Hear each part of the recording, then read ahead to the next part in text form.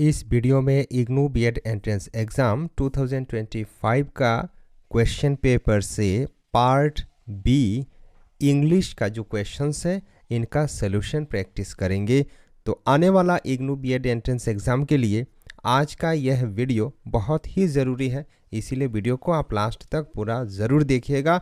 आप में से जितने भी स्टूडेंट्स इंग्लिश का आंसर करना चाहते हैं पार्ट बी से, आप सभी के लिए बहुत ही ज़रूरी है ये वीडियो। इसके साथ साथ आप सभी से मेरा गुजारिश है, आप अगर मन बनाकर बैठे हैं कि पार्ट बी से मुझे इंग्लिश का ही आंसर करना है, या फिर बहुत सारे स्टूडेंट्स ऐसे भी होंगे जिनका मन में होगा कि मुझे सिर्फ और सिर्फ साइंस का ही आंसर्स करने हैं, या फिर बहुत सारे बच्चे ऐसे भी होंगे जिनको अच्छा लगता है हिंदी का आंसर्स करना, हिंदी में इनका पकड़ बहुत ही मजबूत है। तो आपको यदि लगता है कि आपको हिंदी ही आंसर करना चाहिए, लेकिन कुछ भी आप पहले से प्री एजम्पशन के तहत मत चलिएगा। यानी कि जब आप एग्ज़ाम में बैठेंगे, इसके बाद आप जब पार्ट बी से क्वेश्चन पेपर निकालेंगे, क्वेश्चन पेपर ओपन करके देखेंगे कि क्या क्या क्वेश्चन किस प्रकार ये 20 सवालों को पूछा गया है, उन्हीं क्वेश्चंस को देखने के पश्चात आप ये डिसीजन लीजिएगा कि आपको इंग्लिश का आंसर्स करना है या हिंदी का आंसर्स करना है या फिर सोशल साइंस का आंसर्स करना है। तो आपको जो सब्जेक्ट अच्छा लगेगा, जो सब्जेक्ट का आंसर्स आपको आता होगा, आप सिर्फ और सिर्फ उन्हीं सब्जेक्ट का आंसर करेंगे। यानी कि यहाँ से सिर्फ और सिर्फ एक सब्जेक्ट का आंसर आपको करना है। तो बहुत सारे परीक्षार्थी ऐसे होंगे जिनको इंग्लिश में अच्छा लगता होगा आंसर्स करना, इंग्लिश में पकड़ है, तो आप इंग्लिश का भी देख सकते हैं। इंग्लिश में कुछ इस प्रकार क्वेश्चंस पूछे जाते हैं, सिनोनिम, एंटोनिम, इसके साथ साथ कुछ स्पेलिंग अवश्य ही पूछा जाता है। इसके साथ साथ कुछ ऑपोजिट मीनिंग, एंटोनिम, इसके साथ साथ कुछ लिटरेरी टेक्स्ट से भी क्वेश्चंस पूछ लिया जाते हैं, जैसे कि ओथेलो है, मैकबेथ है, विलियम शेक्सपियर है, इन पर भी क्वेश्चंस कभी पूछ लिया जाता है। तो उन सब का प्रैक्टिस आज का इस वीडियो में होगा। देखिए, क्वेश्चन नंबर 141 से लेकर के 145 तक हमें जो आंसर्स करना है, इनको सिनोनिम निकालना है। यानी कि नियरेस्ट इन मीनिंग का मतलब होता है सिनोनिम, समार्थक शब्द को हमें निकालना है। तो देखो question number 141, the western powers treat the countries of the third world in A callus manner. ये कैलस जो शब्द है, इसका मतलब आपको आनी चाहिए। अगर आपको इस शब्द का, यानी कि जो अंडरलाइंड किया हुआ शब्द रहेगा, उसका यदि आप मतलब नहीं जानते हैं, फिर भी आप सेंटेंस को पढ़िए, ध्यान से सेंटेंस को पढ़िए। सेंटेंस को स्टडी करने के बाद आपको मालूम पड़ जाएगा कॉन्टेक्स्ट, और कॉन्टेक्स्ट के तहत आप उस पर्टिकुलर वर्ड का, जैसे कि यहाँ कैलस वर्ड है, मीनिंग आप निकाल सकते हैं। जैसे कि यहाँ देखो, इसका अर्थ क्या है कि वेस्टर्न पावर्स, जैसे कि यूरोप के देशों का बारे में यहाँ बताया जा रहा है। जैसे अमेरिका है, हर एक देशों में जा कर के ये ताल लगाता है, नाचने लगता है। कुछ इस प्रकार इन्होंने क्या किया था, जो अंडर डेवलप्ड कंट्रीज़ है, इनको कठोर तरीके से पेश आए, कठोरता से इन्होंने व्यवहार किया, और आज भी ये करते हैं। तो कैलस शब्द का मतलब हो जाएगा कठोर। ठीक है, तो कठोर शब्द का समर्थक क्या होगा? ऑप्शन 1 में है हेट। हेट का मतलब क्या होता है जी? हेट का मतलब होता है घृणा करना। तो घृणा तो यहाँ नहीं होगा, कैलस मतलब यहाँ कठोर है। ऑप्शन बी है इनसेंसिटिव। इनसेंसिटिव शब्द का मतलब होता है जिसका कोई सेंस नहीं बनता है, यानी कि ऐसा कोई बात बताया गया है जिसका कोई मीनिंग ही नहीं बन रहा, तो इसे इनसेंसिटिव कहा जाता है, असंवेदनशील। तो ये भी सही जवाब नहीं होगा। ऑप्शन 3 में है रेउड। ये रेउड शब्द का मतलब होता है कठोर, निर्दयी। तो ये जो वेस्टर्न पावर्स है, इन्होंने भी कठोरता से पेश आए हैं अंडर डेवलप्ड कंट्रीज के साथ, इसका मतलब रेउड हो जाएगा इसका सही जवाब, क्योंकि कैलस का मतलब होता है कठोर, रेउड शब्द का भी मतलब होता है कठोर।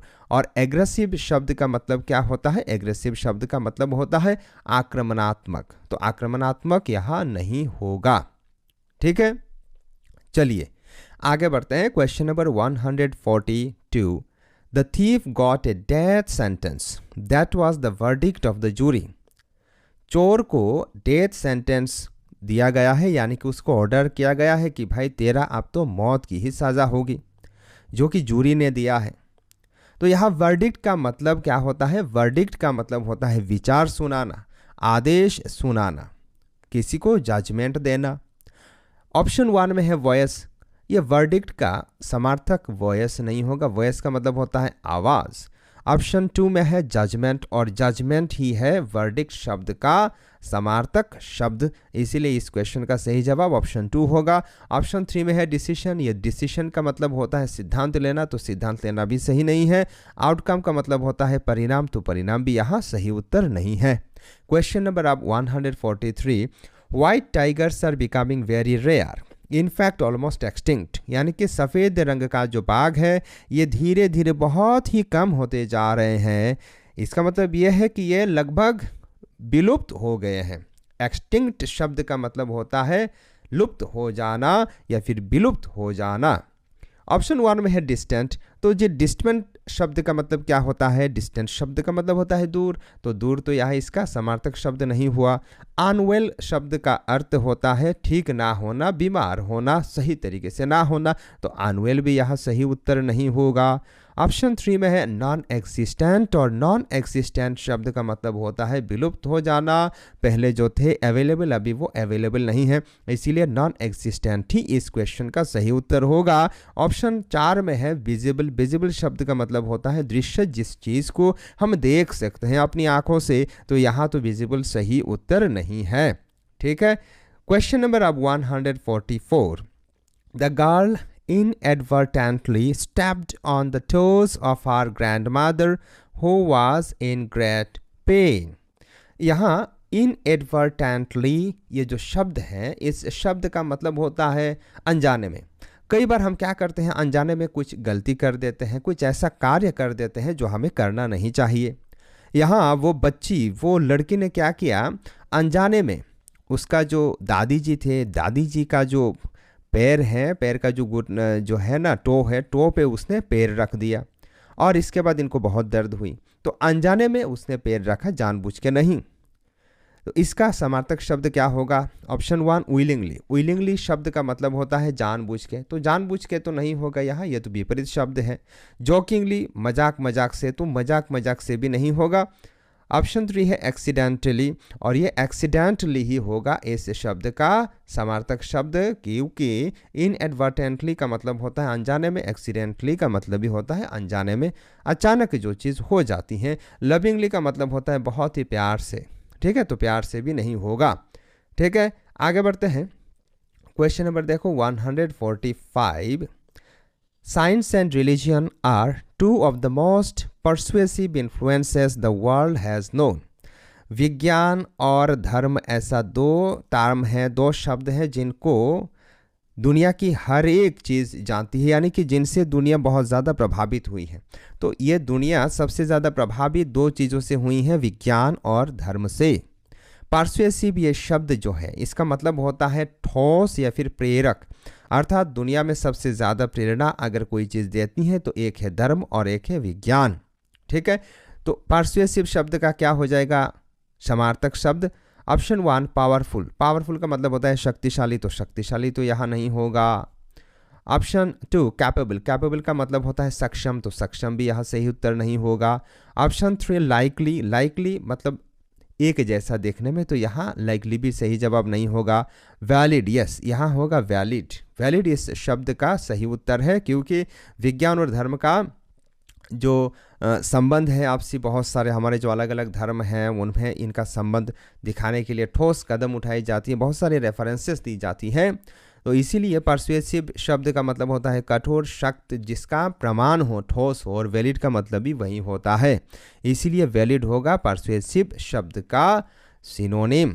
आगे बढ़ते हैं। क्वेश्चन नंबर 146 से लेकर के 150 तक जो आंसर्स करना है, इनमें हमें करेक्ट स्पेलिंग, सही स्पेलिंग क्या करना है, फाइंड आउट करना है। तो क्वेश्चन नंबर 146 में जो शब्द है इसका असली स्पेलिंग होगा एलियनेट। ये एलियनेट शब्द कुछ इस प्रकार स्पेलिंग होता है जो कि ऑप्शन 2 में है। ठीक है, और इसका जो अर्थ होता है वो विमुख होता है। एलियनेट हो जाना मतलब विमुख हो जाना। इसके बाद देखो क्वेश्चन नंबर 147, तो इसमें एक पॉलिटिकल साइंस का शब्द है जिसे कहते हैं ब्यूरोक्रेसी, और इसका जो सही स्पेलिंग है ना, ये ऑप्शन 2 में है, ये ब्यूरोक्रेसी का सही स्पेलिंग होता है। इसके बाद क्वेश्चन नंबर 148, तो इसमें जो शब्द है ना, इसे पेडागोजी कहा जाता है। पेडागोजी शिक्षण शास्त्र, जिसके तहत हम बढ़ाते हैं बच्चों को, ठीक है, बच्चों का मनोदशा, मानसिक दशा को समझने का, सीखने का प्रयास किया जाता है। क्वेश्चन नंबर देखो 149, यहाँ जो शब्द है इसे कहते हैं करिकुलम, और करिकुलम शब्द का जो सही स्पेलिंग है ना, ये कुछ इस प्रकार होता है, इसीलिए ऑप्शन 1 हो जाएगा इस क्वेश्चन का सही जवाब। आगे बढ़ते हैं क्वेश्चन नंबर 150। 150 का आंसर भी वही है, हमें सही स्पेलिंग फाइंड आउट करना है। तो ये जो शब्द है ना, इसे एंट्रप्रेन्योर कहा जाता है, जो कि ऑप्शन 4 में है। एंट्रप्रेन्योर यानी कि व्यवसायी, उद्यमी, जो नई नई कदमों को ले सकता है, व्यवसाय करने के लिए प्रयासरत रहते हैं, प्रयत्न करते हैं, उनको एंट्रप्रेन्योर कहा जाता है। अब आगे बढ़ते हैं, चलिए क्वेश्चन नंबर 151 से, यहाँ डायरेक्शन में आप देख सकते हैं क्वेश्चन नंबर 141 से हमें क्या करना पड़ेगा, एंटोनिम फाइंड आउट करना पड़ेगा, ऑपोजिट मीनिंग हमें फाइंड आउट करना पड़ेगा। तो देखो question number 151, his progress in his business surprised many. व्यवसाय में उसका जो प्रगति है, उसका जो उन्नति है, उस उन्नति ने बहुत सारे लोगों को अचंभित कर दिया, सरप्राइज कर दिया। तो प्रोग्रेस शब्द का मतलब होता है प्रगति, उन्नति करना। इसका विपरीत क्या होगा, विलोम शब्द क्या होगा, ऑप्शन 1 स्टेग्नेशन। स्टेग्नेशन शब्द का मतलब होता है स्थिरता, रुक जाना। तो प्रोग्रेस का मतलब है धीरे धीरे आगे बढ़ते चलना, प्रगति करना, और स्टेग्नेशन का मतलब है रुक जाना। इसीलिए इस क्वेश्चन का सही जवाब हो जाएगा ऑप्शन 1।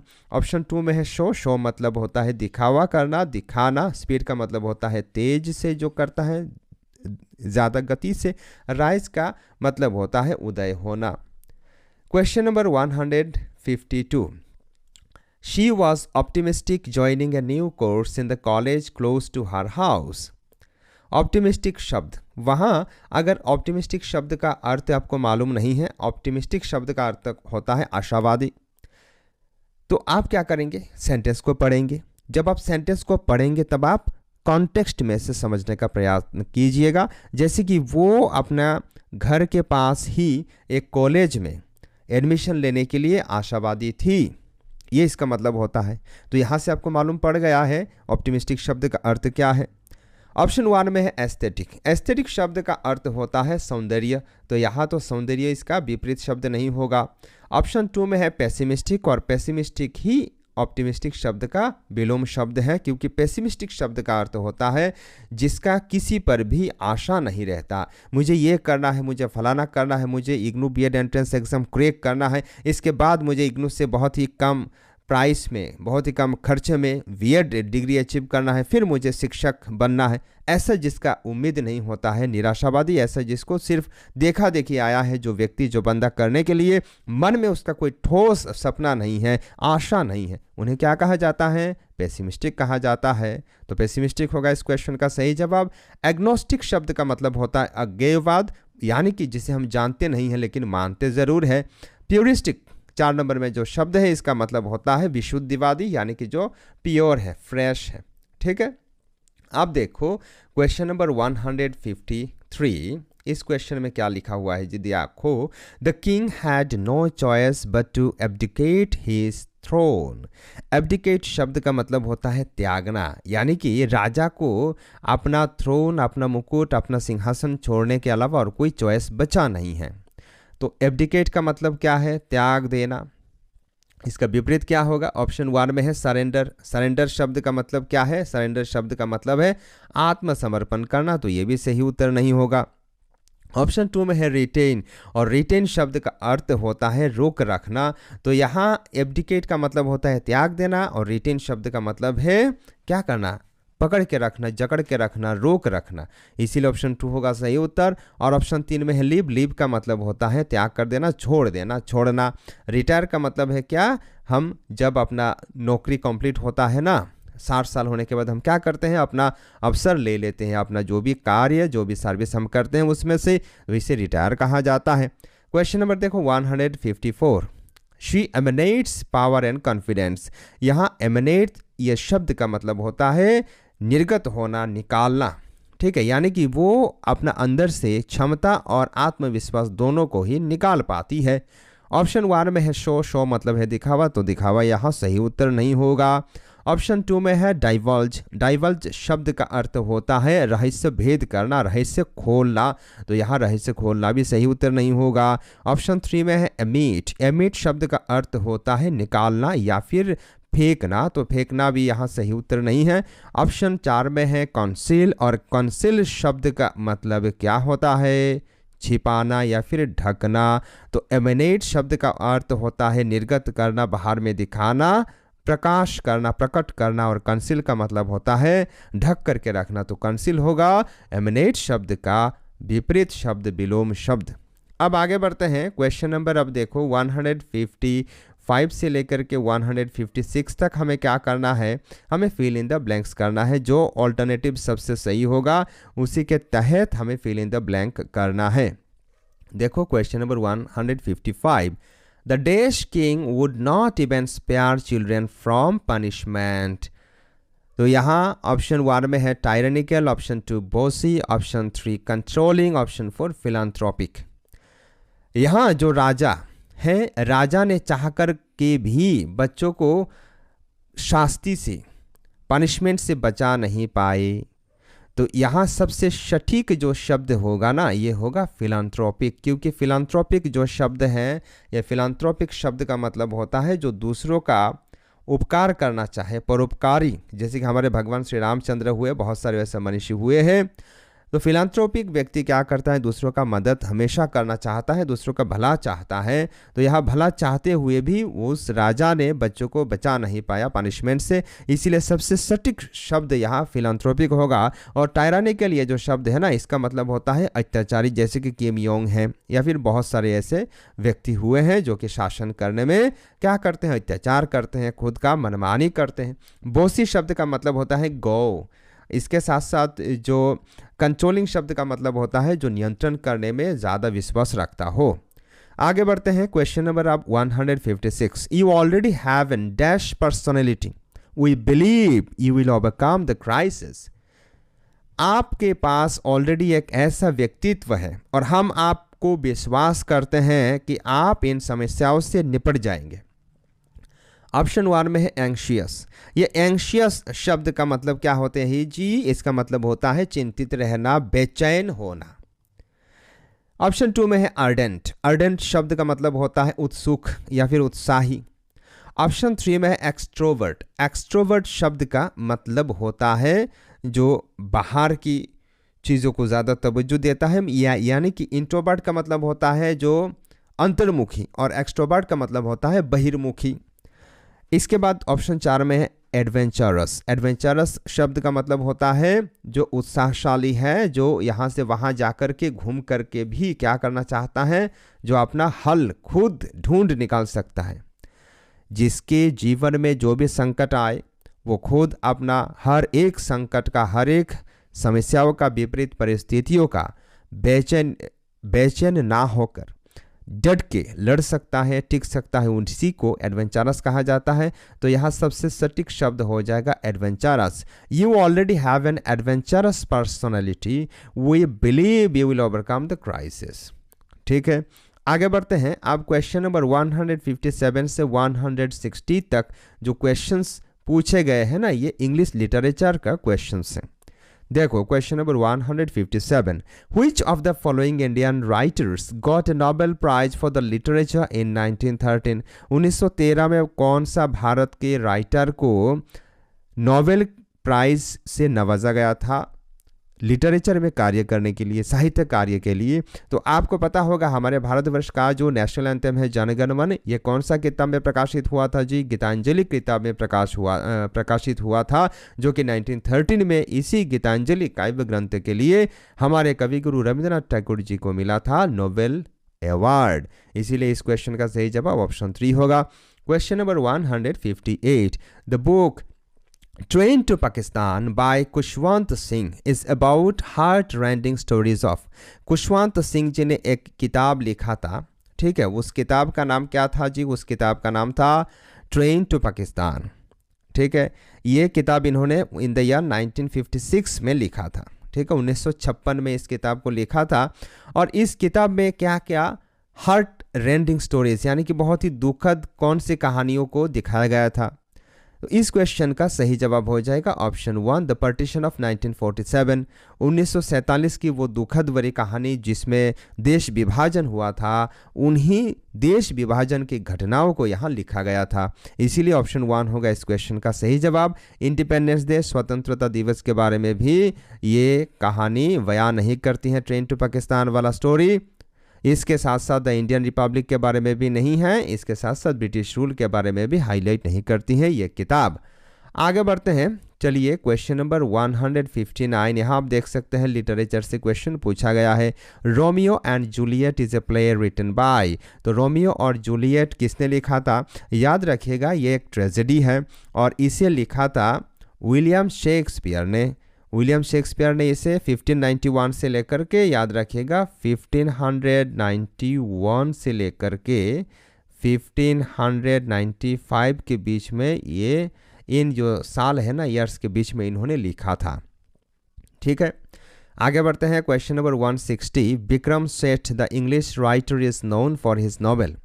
हमारे इंडिया का ही एक इंग्लिश राइटर है जिनका नाम है विक्रम सेठ। इनको जाना जाता है कौन सी नॉवेल के लिए? याद रखिएगा विक्रम सेठ जी को ए स्वीटेबल बॉय नाम का नॉवेल के लिए ही जाना जाता है, पहचाना जाता है। और ये जो नॉवेल है ए स्वीटेबल बॉय, इसे इन्होंने पब्लिश किया था।